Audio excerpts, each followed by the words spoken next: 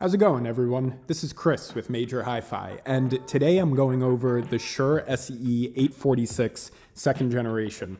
This thing is basically a Lego kit for audio nerds, so you're going to see mostly my hands today working with what's inside the box and the accessories that come with it. Without further ado, let's jump inside the box, and then we'll get into some of the things that make this unit pretty special. So what's the buzz about the SE846 second generation really all about? Well, it's a pretty straightforward answer. It comes with acoustic nozzle inserts that allow you to change the hardware of the earphones to make changes to the general EQ character. I told you it was simple, but if you're not sure what I mean by that, it'll become more apparent when I show you how to change these inserts in a minute or two.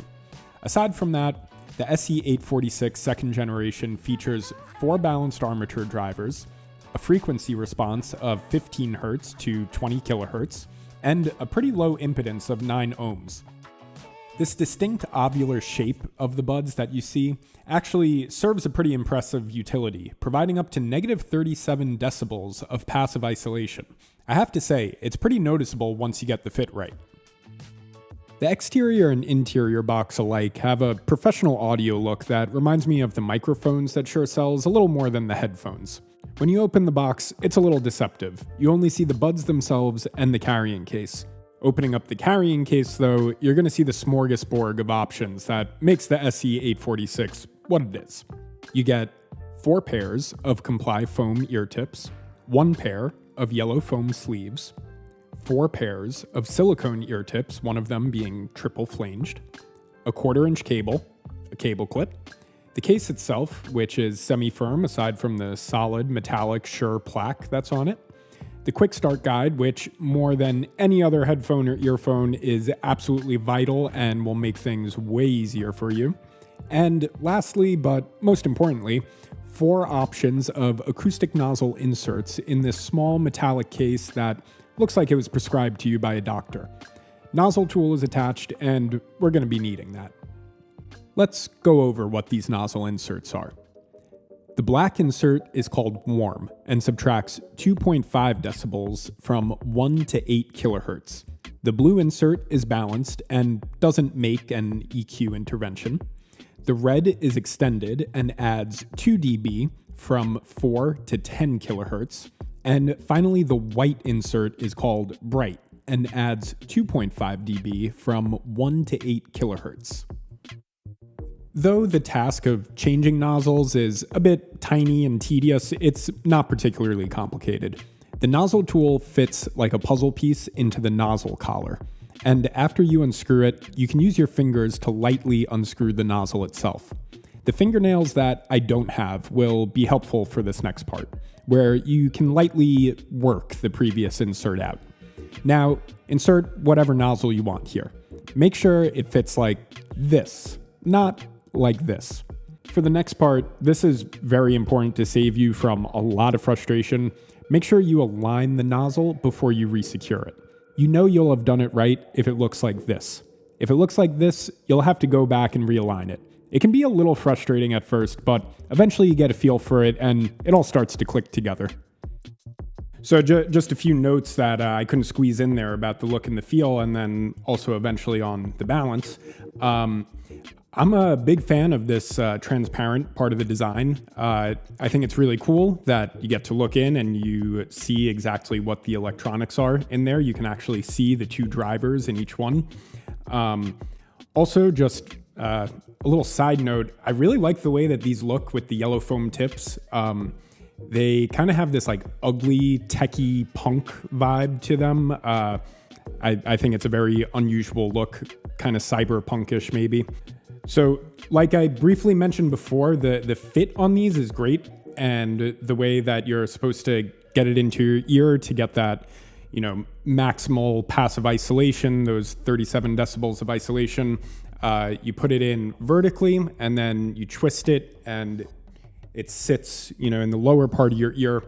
The only thing about the look and feel of these that I can't let Shure get away with is this cable, which is really thin and plasticky and just in the context of all the other really high quality stuff that's coming in here. It's a little weird to see, I don't know, such a afterthought in terms of a cable. It's a little awkward around the ears. You kind of have to bend it. I guess it has to like develop a memory for your ear shape. But that's a side note. It's a 1-pin XLR and it's detachable. So feel free to get a new cable if you want. I'm sure it's good enough. You know, I don't think it's like affecting the sound quality. That's a topic for another video, but just something worth noting. Now, it's a little hard to come up with critique or notes on balance, really, with an earphone where the whole point is that the sound is customizable. So I'll give you a few constants and just a few things that I noticed that were kind of interesting, like psychoacoustic effects, maybe, of like changing the balance. For one, the bass response can't be affected with any of the nozzles, but I found that the way that I was hearing the bass changed a lot depending on which nozzle I had in there. Interestingly enough, I heard the bass really loudly when I was putting in the extended and the bright nozzles, and increasing actually the high mids and the highs. I guess it was like the contrast that those provided. Something about that made me hear like the rumble of the sub bass way more. I found that when I was using the balanced nozzles on these, I wasn't hearing subs as strongly. That really changed when I was using the extended. Also, something that I thought helped a lot with the subs, and I highly recommend this to you if you're thinking about getting this thing. Try out the yellow foam sleeves. I thought that the bass response produced like a really nice rumble through the foam when I was using the silicone ear tips. The bass was there, but it was a little more growly. It was a little more concentrated in the mid bass, kind of the case of a bass that you can hear, but you don't really feel. These foam tips really brought the rumble out of these.